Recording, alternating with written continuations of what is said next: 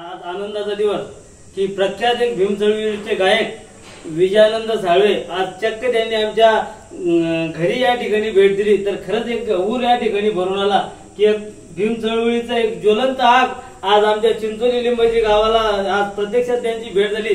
तर साळवे साहेब खरंच आज आमचं मन भारावून गेलं की तुम्ही तुमचा अनमोल क्षण आज आमच्या सोबत या ठिकाणी व्यक्त केला। तर साळवे साहेबांचं आमच्या चिंचोली लिंबाची गावाच्या वतीने मनपूर्वक धन्यवाद।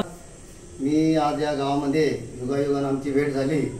आमचे भुजंग साहेब यांची आणि माझी ओळख कमीत कमी 20 वर्षा अगोदरची आमची ओळख आहे।